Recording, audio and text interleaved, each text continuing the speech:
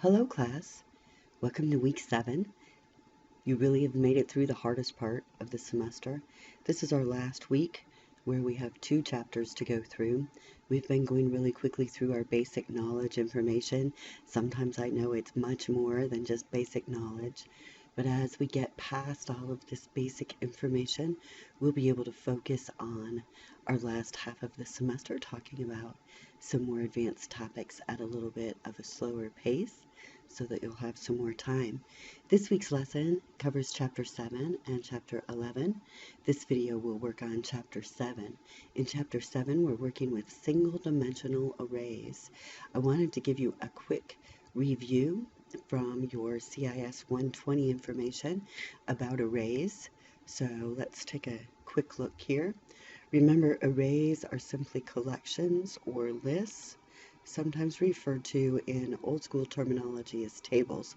Not very often anymore because we don't want to confuse an array with the database table.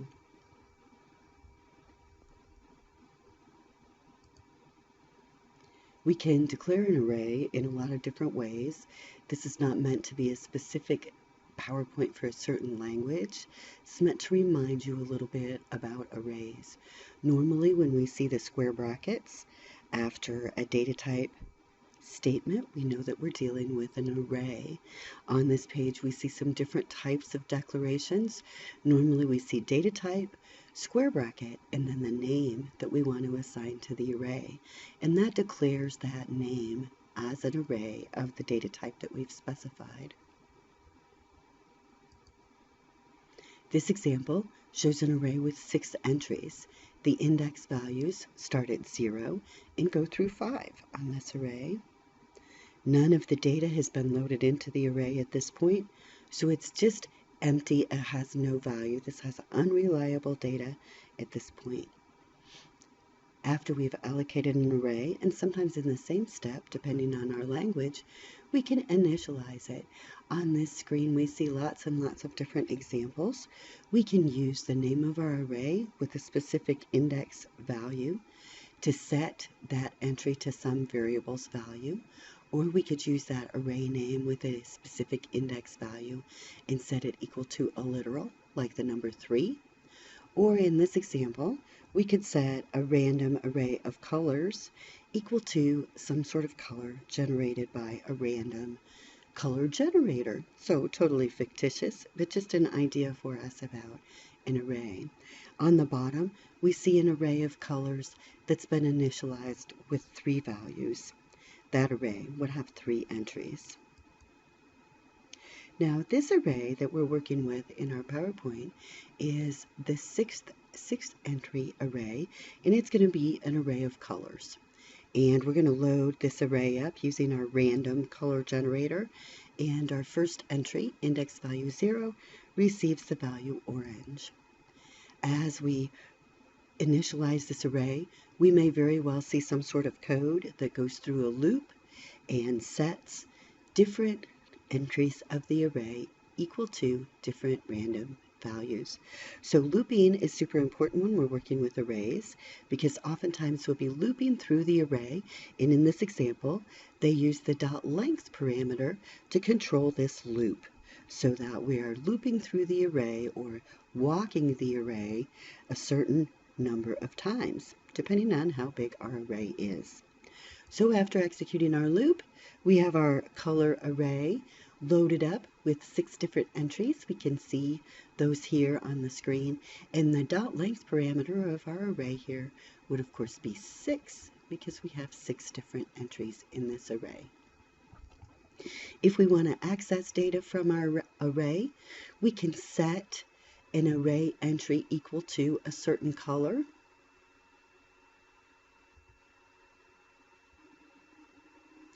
We can change our index values. In this top example, notice we have a variable named myColor, and we would like to set it.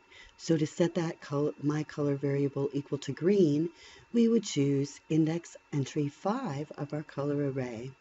To set our myColor variable to pink, we would choose index entry 1 of our color array. So we can use our array to set variable values, as well as setting the values in the array. Oftentimes we need to look for a certain value in an array, and this is called searching the array. In this example, we're going to use an index named green index to keep track of the location of where we find the value green in our array. And we're going to use another index called search index, and we're going to use that to loop through our array or across all of the entries. These would both be integers. In our pseudocode here, that's not specified. We'd go into some sort of loop.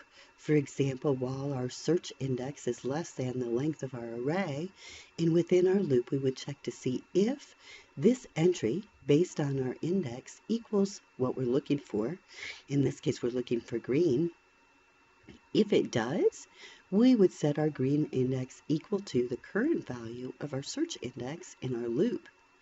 If it doesn't, or if it does, after our if statement has completed, we're going to add one to our search index to continue our loop.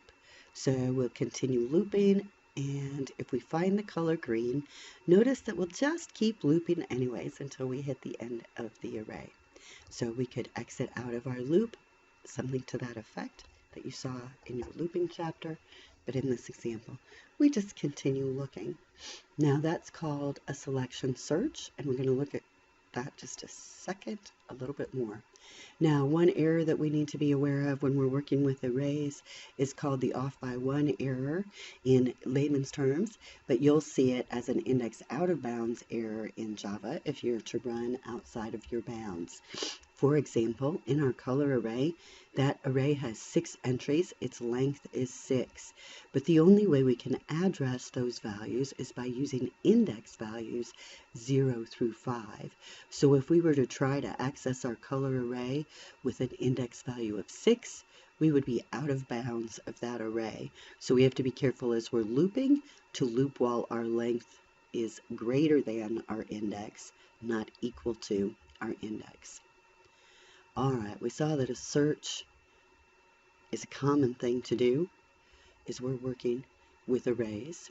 In our book, they have an excellent animation that shows us how a standard selection search works in our code, kind of like the one you saw in the presentation. In this example here, we have this array of 20 entries. Notice each entry is just an integer, and they're in random order. We don't have any sort of sorting or anything going on here. Now, as we start this animation, the key value that we're searching for is the number 8. It's way over here at the end. Looks like we may be searching this whole array. Let's check. I'm going to step. The first step of our process, sorry, my computer's being pretty slow here with this video. Can it do it? I don't know if it can do it.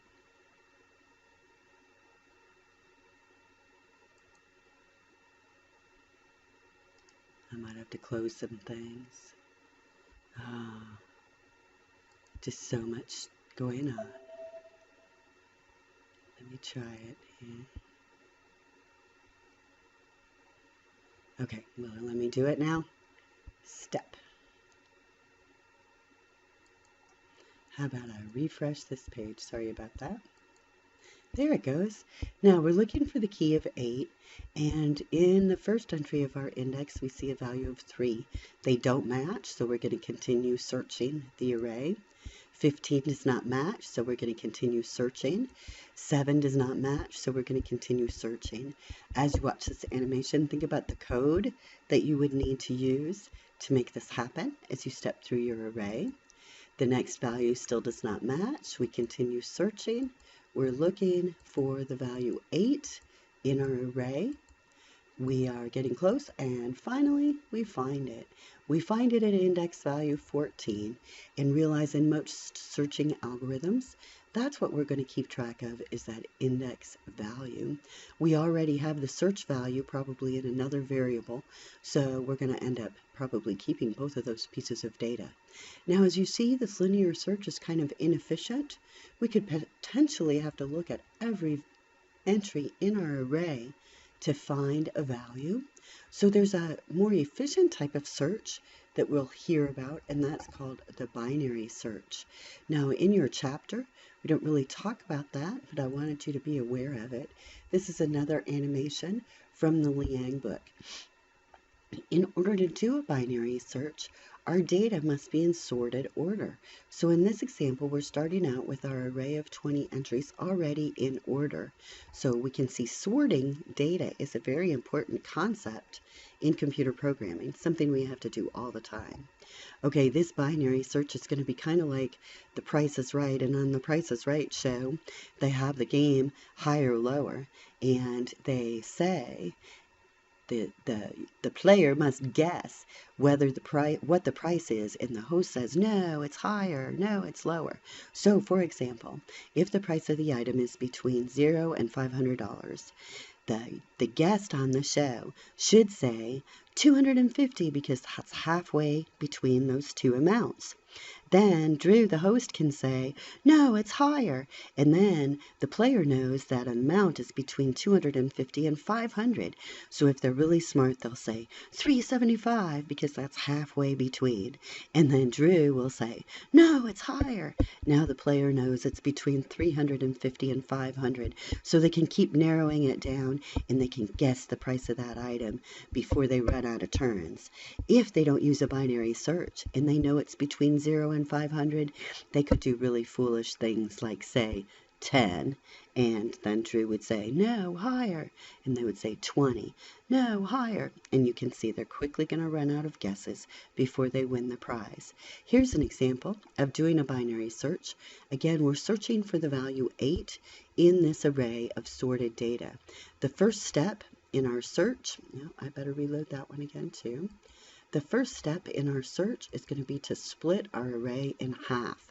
Then we say, hey, is this key we're looking for greater than the entry that is halfway through the array, or is it less than? Well, since it's less than, we're not even going to worry about this top half of the array anymore. We know it's not there. So as we step through, we'll see that whole half of the array is eliminated from our search, and now we start, what about halfway in between those two, the beginning of the point and my last search? So we stop right here and we say, oh, is this equal to the entry we're looking for? No, the entry we're looking for is higher, so we're not going to search any of this lower part of the array. As we step then, we're just looking at these last 4 entries.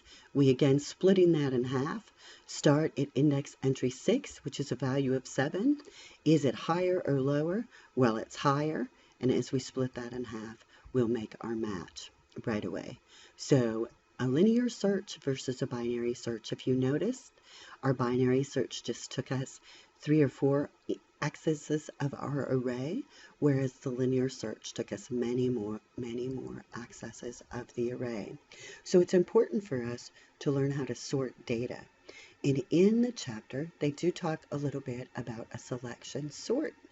So here is an animation about a selection sort, and I just hate to show a video in my video, so I'd like for you to search for it on YouTube.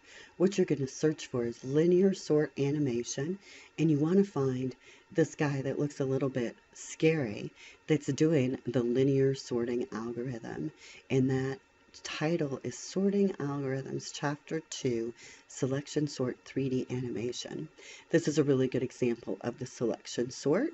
He does a great job, so I think you should take a look at it as well as go through the material in your chapter.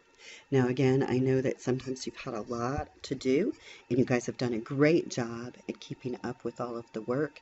You've advanced your Java knowledge tremendously over the past few weeks, and I'll be coming right back with a quick Chapter 11 video. So thank you very much, and have a great week.